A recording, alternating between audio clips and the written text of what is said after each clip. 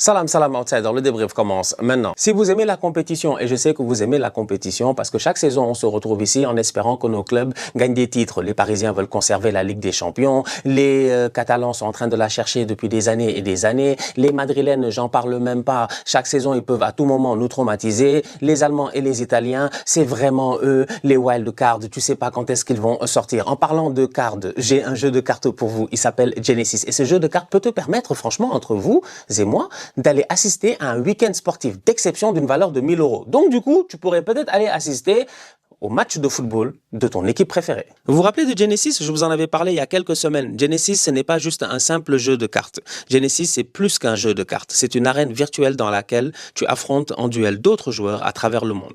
Alors, c'est quoi ton classement pour le moment? Voici le mien. Comme tu peux voir, c'est un classement un peu de tocard. Je me suis pas trop géré ces derniers temps. J'aurais pu mieux faire. Mais bon, quand même, on continue à y croire. Vous-même, vous savez, une remontada est toujours possible. Chaque semaine sur Genesis, le classement des meilleurs joueurs est mis à jour. Affronte d'autres joueurs, renforce ton deck et collectionne un maximum de cartes pour gagner des récompenses. N'oubliez pas, en vous inscrivant via mon lien en description et en commentaire épinglé, que non seulement vous aurez un booster offert de 4 fan cards, mais vous serez aussi automatiquement éligible pour participer au tirage au sort pour tenter de gagner un week-end sportif d'exception d'une valeur de 1000 €. Il te suffit tout simplement de créer ton compte gratuitement. Automatiquement, tu es inscrit pour le tirage au sort et le tour est joué. N'oubliez pas mon lien en description pour tenter de gagner le week-end sportif d'exception d'une valeur de 1000 €. Voir la description pour le règlement du concours. Le Real Madrid l'emporte aujourd'hui 2-1 face à Alaves. Avant de commencer le débrief, j'ai d'abord envie de vous dire que vous avez la possibilité de gagner 1000 €. Un week-end d'exception d'une valeur de 1000 €. Je répète, un week-end d'exception d'une valeur de 1000 €. Pour ce faire, c'est simple. Il vous suffit tout simplement de créer un compte Genesis. Dès que vous créez un compte Genesis, automatiquement, vous êtes éligible pour le tirage au sort du week-end sportif d'une valeur de 1000 €. Ce qui pourrait peut-être te permettre d'aller voir ton équipe préférée jouer. Donc, bref, avant de plonger dans le vif du sujet, j'avais envie de dire cela. C'est un moyen pour vous de soutenir la chaîne, donc gérez-vous, essayez de me soutenir. Le Real Madrid l'emporte aujourd'hui 2-1 à l'extérieur face au Deportivo Alaves. Belle victoire de la part des Madrilènes. Cependant, en termes de football, en termes de jeu, jusqu'à présent, le Real Madrid n'est pas rassurant. Je suis désolé, cette équipe du Real Madrid-là, elle a trop de joueurs talentueux en son sein pour jouer de cette manière-là. Le Real est une équipe de transition. Le Real est une équipe de transition. On est en 2025, décembre 2025, à l'aube de 2026, et le Real est une équipe de transition. Le Real n'est dangereux qu'en transition. Rares sont les occasions. C'est-à-dire que si on doit mettre en place un pourcentage, je suis convaincu que rares sont les occasions que le Real réussit à construire concrètement avec plus d'une séquence de 5 passes dans les 30 mètres adverses. Le Real joue d'une manière extrêmement rapide. Quand ils sont en transition, ils sont inarrêtables. C'est peut-être la meilleure équipe au monde. Aujourd'hui, on l'a vu, le but de Kylian Mbappé, le but de, comment il s'appelle, de Rodrigo. Ça quitte la défense, ça saute le milieu de terrain, ça arrive sur l'ailier, ça fait une passe, ça claque un but. Franchement, entre vous et moi, je suis désolé, ce Real Madrid-là de Xabi Alonso, certes, ils ont gagné aujourd'hui 2-1 face à Alaves, c'est bien, c'est important. Pourquoi? Parce que le Real doit continuer à mettre la pression sur le Barça. Malgré toutes les bêtises qui puissent arriver aujourd'hui au niveau de Madrid, le Real a besoin de mettre la pression sur le Barça. Le Real ne peut pas laisser le Barça s'échapper. Donc le Real sait que Xabi Alonso peut se faire virer peut-être. En tout cas, Xabi Alonso, il est assis sur des œufs. S'il bouge trop, ça peut casser aussi. Donc sincèrement, il y a tellement de pression dans cette équipe du Real là. En plus, ça, t'as Kylian Mbappé qui mercredi, il n'a pas joué. Ce truand-là, mercredi, il n'a pas joué. Je le connais, c'est un bandit. Mercredi, il a senti la douille arriver. Il a senti que City allait les taper. Il s'est débrouillé pour déclarer forfait. Il était là, assis sur le banc, mais il ne pouvait pas jouer bizarrement. Mais Kylian Mbappé, aujourd'hui, 90 minutes sur le terrain, virevoltant. Il passe son temps à courir.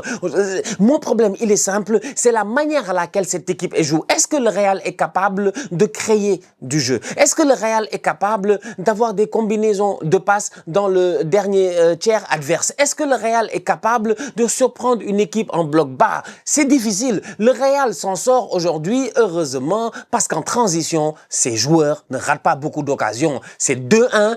En fin de rencontre, ils ne sont pas gérés. J'aurais pu venir dire le Real a gagné 4-1. Il y a penalty sur Vinicius. Ça ne veut pas dire réellement que le match était top. Ça ne veut pas dire que le Real a fait une top performance. C'est Alaves quand même, franchement. Entre vous et moi, c'est Alaves. C'est Alaves. Alaves n'est pas votre égal. Votre égal, c'est City. Votre égal, c'est le Barça. Votre égal, c'est l'Atlético. C'est les Arsenal, c'est les Paris, c'est machin. C'est ça votre égal réellement. Votre égal n'est pas Alaves. Le Real doit taper Alaves. Malheureusement, la performance aujourd'hui, elle aurait pu, même si le score aurait pu être plus lourd, je pense, parce qu'en fin de rencontre, ils ne sont pas gérés. Gonzalo Garcia avait l'opportunité de lancer Mbappé, il a raté son extérieur. Il y a penalty sur Vinicius. Je ne comprends pas comment est-ce qu'à la VAR, le penalty n'est pas sifflé. Là, pour une fois, les Madrilènes, là, il y avait vraiment penalty. Là, il n'y a rien à dire. Là, il y avait penalty. Vini est rentré, il a été touché, il est tombé, il y a penalty. Je ne comprends pas pourquoi, voilà, la VAR en a décidé autrement. Brahim Diaz en fin de rencontre, donc il y a eu quelques opportunités pour le Real d'alourdir le score, oui c'est vrai, mais encore une fois c'est des opportunités où ils ont été dangereux en transition. Long ballon de Dinj Hussein, contrôle de Brahim Diaz, il est déjà dans la surface de réparation, il peut claquer un but. Est-ce que c'est un but qui est construit? Non. Ballon de Bellingham, Kylian Mbappé qui rentre, les boys de Alaves ils reculent beaucoup trop, ils se font surprendre, ils frappent, ils crucifient le gardien. Est-ce qu'il y a vraiment de la construction là-bas? Non. Long ballon de la défense vers Vinicius. Vinicius pousse le gars, pousse le ballon de la tête, rentre dans la surface de réparation, fait l'extérieur. Comme Gonzalo, il n'a pas raté, comme Gonzalo Garcia, il l'a raté lui. Il réussit son extérieur. Rodrigo vient claquer son deuxième but de l'année, vu qu'il n'avait pas marqué depuis 1951. Donc franchement, on va être très très sérieux. Encore une fois, c'est une belle victoire de la part du Real, parce que le Real avait besoin de gagner aujourd'hui. Le Real avait besoin des 3 points. Cependant, en termes de jeu, je pense que Xabi Alonso a encore énormément de travail. Est-ce que ce Real-là est capable de jouer avec Tchouaméni, Arda Güler et Bellingham? Est-ce que ça fonctionne réellement? Est-ce que tu as l'équilibre que tu veux? Est-ce que les mecs ne se marchent pas dessus? C'est tant de choses que c'est tant de questions que je me pose. Le Real a la difficulté de transitionner avec plusieurs passes de l'arrière vers l'avant. C'est compliqué. Ils transitionnent qu'en long ballon. En long ballon, ils sont extrêmement dangereux parce qu'ils ont les ailiers qui collent la ligne, qui vont plonger derrière toi. Ils ont Mbappé qui va extrêmement vite. Donc, avec des longs ballons, ils sont capables, ipso facto, je dis bien, de te faire mal. Mais est-ce qu'ils sont capables de combiner? C'est difficile. Donc, victoire 2-1 de la part du Real. Franchement, moi, j'ai envie de dire c'est un bon match.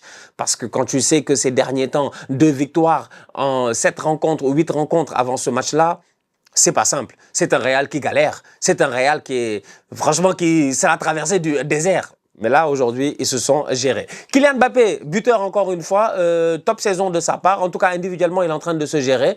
C'est ça la force de Kylian Mbappé, c'est que lui, tu sais que dans tous les cas de figure, il en a rien à faire.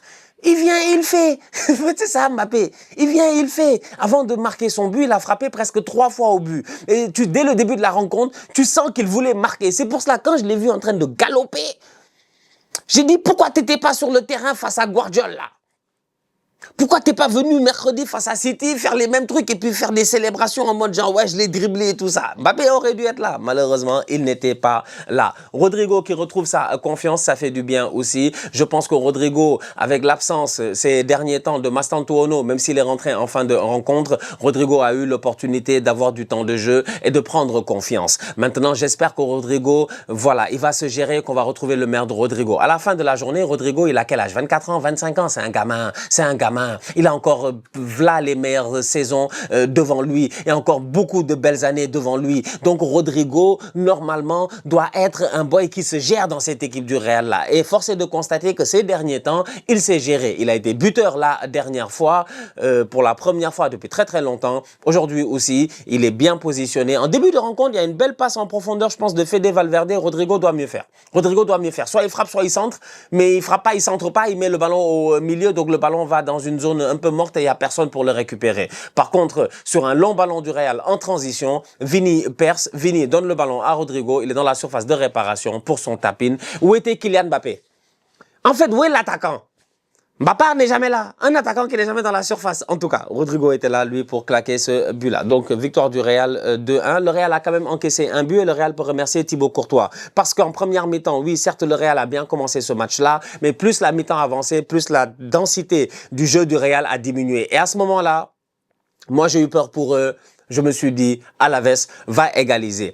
Alaves aurait pu égaliser en toute fin de première mi-temps. Heureusement que Thibaut Courtois est là, comme d'habitude. Comme d'habitude, le gardien de la forteresse d'Abobo. Thibaut Courtois, franchement, c'est 2-1, ok, mais ils peuvent remercier Courtois à chaque fois. Parce que eux n'ont pas réussi à mettre le but du 3-1. Comme j'ai dit tout à l'heure, Gonzalo, Brahim Diaz, penalty sur Vinicius, il y a des choses qui auraient pu faire qu'à 3-1, ils sont à l'abri. Mais heureusement que tu as toujours un Thibaut Courtois sur lequel tu peux compter. Parce que son arrêt, en toute fin de première rencontre, je sais même pas ce qu'il a mis. Il a mis sa tête, son visage, ses trucs, il a tout mis pour arrêter ce ballon-là. Malheureusement pour le Real, ils ont quand même encaissé un but. Maintenant, ce but-là, je suis désolé, j'ai envie d'en parler. Ils sont allés jusqu'à Valdebebas. Pour nous ramener Valdepenas. C'était trop facile. Fallait que je la fasse. Ils sont allés jusqu'à Valdebebas pour nous ramener Valdepenas. Mais Valdepenas, c'est un boy du Barça ou quoi? Valdepenas, faut aller voir. Valdepenas. Alors, Victor Valdepenas, il est né en Espagne, il a 19 ans, il est né le 20 octobre 2006, 1m88, il est en pleine forme, il a, voilà, 19 ans et toutes ses dents. Valdepenas, de Valdebebas, il se fout de nous. C'est moi qui parle, il se fout de nous. Il joue le hors-jeu, pourquoi? Il a cru qu'il est au Barça. Il joue le hors-jeu. C'est de sa faute. Le Real encaisse, c'est la faute de Valdepenas. Je comprends pas. C'est Valdepenas qui pénalise son équipe. Mais Valde, gère-toi, s'il te plaît. Mais cours après le boy. Pourquoi tu joues le hors-jeu? Et puis il vient jouer le hors-jeu de manière comme si... Franchement, c'est un boy. Il a joué le hors-jeu, on dirait le Barça. Je pense que c'est un boy du Barça. Il a levé la main, il a tout fait, il a joué le hors-jeu. Désolé mon gars, il n'y a pas hors-jeu. Le boy, il est bien onside. Le boy du Deportivo Alaves, Vicente, là, je pense que c'est Victor Vicente ou quelque chose comme ça, là, il me semble, Carlos Vicente. Carlos Vicente, il est bien onside. Carlos Vicente ne peut pas être hors-jeu. Normalement, Valdepenas, le jeune latéral qui est obligé de jouer, le pauvre, c'est pas de sa faute. Vu qu'au Real, sur le côté, les boys ne se sont pas gérés. Donc, du coup, tu es Carreras, carton rouge. Francisco Garcia, carton rouge. Comment il s'appelle l'autre? Ferland Mendy. Toujours blessé. C'est-à-dire qu'il y a plus de solution défensivement parlant. Il fallait qu'il ramène quelqu'un défensivement. Donc, du coup, ils ont misé sur un gamin, j'imagine, du centre de formation, ou en tout cas de la Castilla. Je pense que c'est comme ça que ça s'appelle, évidemment. Et Valdepenas ne s'est pas géré. C'est dommage, c'est dommage. Et pourtant, il a fait un bon match. Hein. Globalement parlant, il a fait un bon match. Voilà, pour une première comme ça, titulaire, on te jette à côté des Rudiger et de tous ces bandits-là. Pour moi, il a fait un bon match. Malheureusement, il est fautif sur le but parce qu'il aurait dû ne pas jouer le hors-jeu et suivre l'attaquant de Alaves et essayer de le gêner au maximum. Malheureusement, en jouant le hors-jeu, il donne à l'attaquant d'Alaves la possibilité de prendre de l'avance. Contrôle parfait, finition parfaite. Donc 2-1 pour le Real Madrid. Mais globalement, c'était un match relativement correct de la part du Real avec pas mal de choses positives. Bon match de la part de Bellingham, bon match de la part de Rodrigo, bon match de la part de Mbappé et bon match de la part aussi de Vinicius. Maintenant, c'est collectivement que peut nous proposer ce Real-là. Quand ils sont en transition, c'est peut-être la meilleure équipe au monde. Mais quand il faut poser le ballon, leur football devient immonde. Des fois, je me prends pour un rappeur. La famille, on se capte très bientôt pour une nouvelle vidéo. D'ici là, on continue à liker, on continue à partager. On s'abonne, on est ensemble, on reste en santé, toujours le plus important. Tous outsiders.